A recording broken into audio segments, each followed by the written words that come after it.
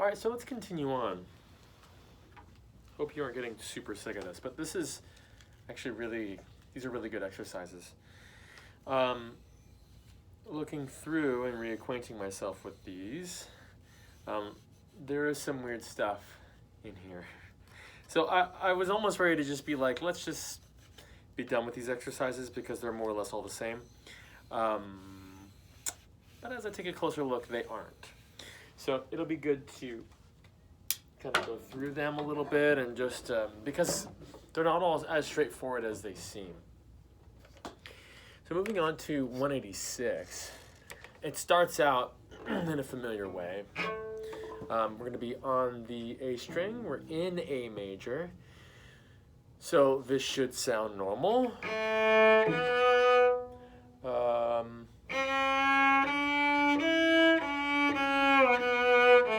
So that's just the A, first 5 notes of the A major scale. 0,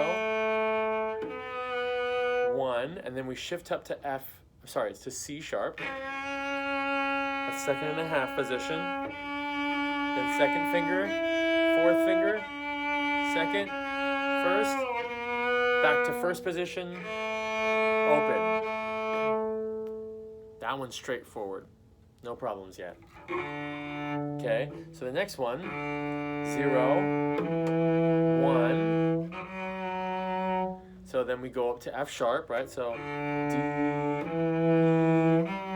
F sharp, G sharp, 3rd finger, as it says, 4, 3, 1, shift back 1 to 1st position, and then we're open, D there. So that one sounds a little bit funny like the other ones, right? We've had ones that sound exactly like this. Let me play it again.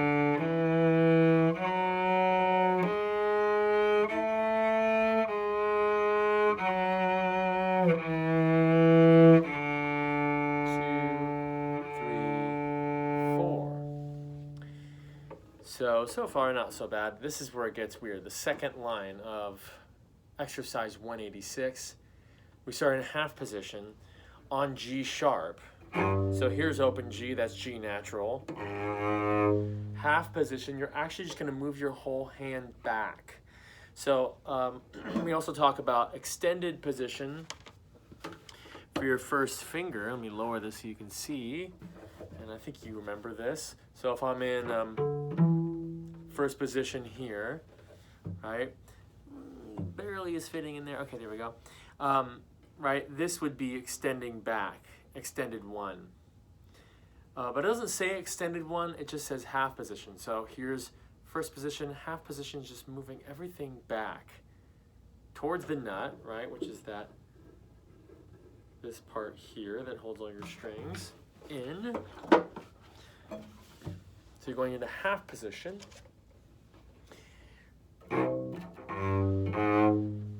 So your first note,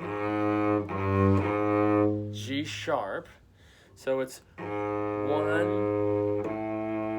2,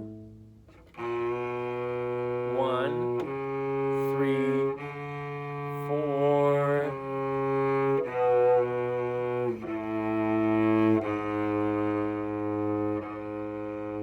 Weird one. Let me play it again slow. 2, 3, 4. Shift up, B natural, and then 3rd finger.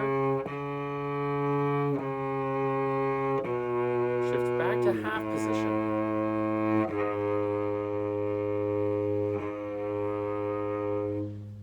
So that is a weird one, which is why I wanted to do these with you. Okay, and then let's look at the next one. It's kind of the same thing, but now we're going to be on C string. Starting on C sharp, this is 1/2 position. There's C natural, here's C sharp. So it goes 1st finger, 2nd finger, shift up to E, 2nd and 1/2 position. And now here is where it changes. Extended 4, extended 2, God, I can't talk today. Extended 4. And then 2, 1, and then 1/2 position, first finger.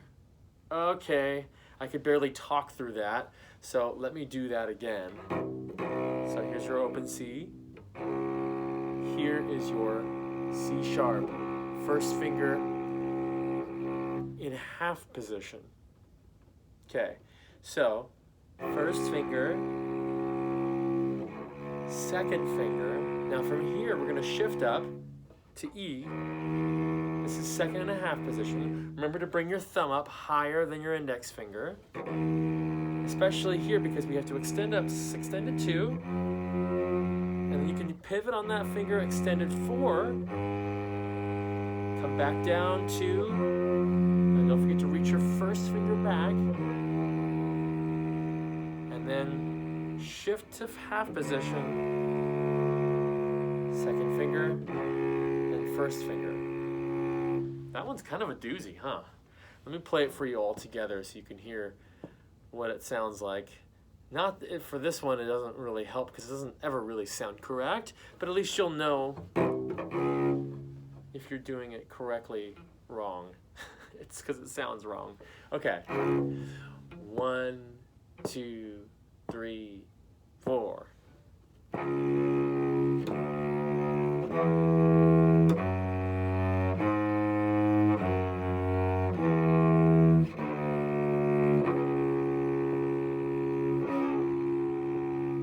Have to go back for that half position. We've been doing a lot of going from second and a half position, like in the top line, and then going to first position. So, which is a little bit closer, right? You don't have to reach this as far down. So be aware of that. Be aware of that. Because it is a little bit, you have to move your hand a little bit further down the fingerboard to reach all the way down for that half position. It's kind of a weird thing and a little bit challenging. Whew, okay. Should we play all of it? 186.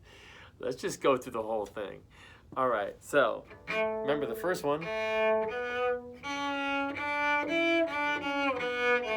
Pretty straightforward, right? 0, 1, 1, second and a half. 2, 4, just as written, right? First position. And then next string down.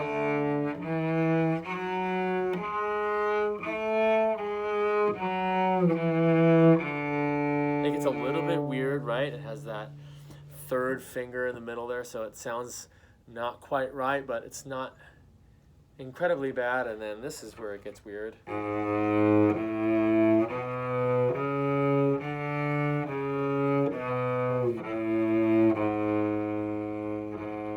Still with this low C sharp.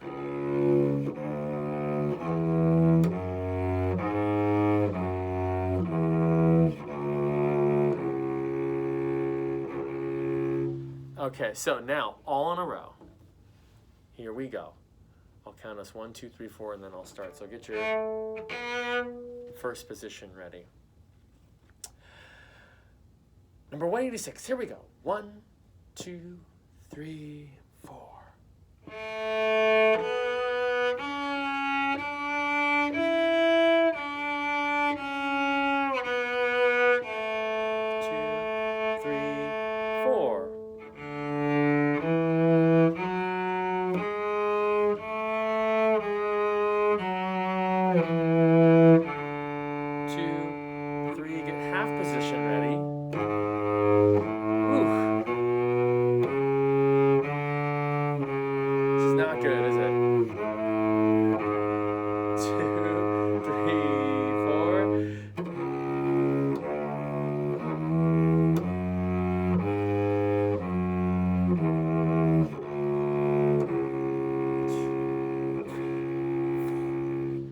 For better or for worse, there it is, 186. Ooh, when you go to that second line, it sounds real bad. But that's kind of fun because then it's a challenge and it doesn't exactly sound right, so you can't use your ear to inform you if you're doing the right thing or not. You have to pay attention to the music. It's okay if you're yelling at me through the screen. Okay, so 187. Let me see here. We don't really have time to go through this slowly. 186 though is really something. The good news is we're coming towards the end if you're just hating this book stuff, and it's not the best thing in the world, but it is. These are really good exercises to get you to like know this stuff. And if you don't force yourself to do it, you just won't do it because it's weird and it's hard and it's not exactly as fun as, let's say, the Swan, for example. It's certainly not as beautiful. I mean, the Swan is a challenge. But anyway, yeah, we turn the page. We got some other kind of just regular scale stuff. And then we have some on the very last page. We have some double stops. Why don't I talk about that for a second, since I just have a couple minutes. So if you go to page 47, we talk about double stops, and you can see at the very top of the page how it has that written out. And a double stop just means that you're playing two strings at once. Oh, I'm not very in tune. This is another way to tune.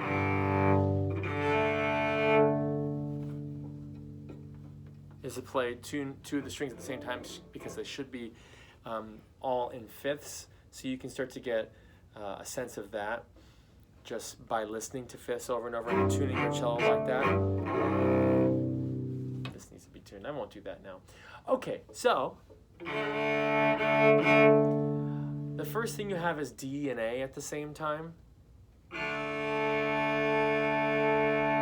What I would recommend you do is just kind of look through this and see, especially in 209, which strings you're going to be using. In this case, you're going to be playing D and A, and G and D. So get used to playing those at the same time. We've been avoiding this, kind of like the plague, this whole time, because one string at a time, right? Make sure you don't hit those other strings, because it kind of distracts and it sounds bad. In this case, we are purposefully playing those two things at the same time. In this exercise 209, we're just basically doing those double stops, right? Starting on D and then starting on G, and then giving it a rhythm. So let me play this for you, and then we'll call it a day here. Okay, 209. 1, 2, 3, 4. 1, 2, 3, 4. 1, 2, 3, 4. Pretty straightforward. 2, 3, 4. 1, 2, 3, 4. 1, 2, 3, 4. 1, 2, 3, 4. 1 and 2 and 3. 1, 2, 3, 4, off. I played that second to last measure wrong, rhythmically, but it's close enough. Bum, bum, bum, bum, bum, bum. So, it's surprisingly difficult because you're so used to just doing the one string. So it's a good thing to practice. You do see double stops in music, and then the next one, it starts to add fingers to one of the strings. And we can worry about that next time. So have fun with this week, and see you next time.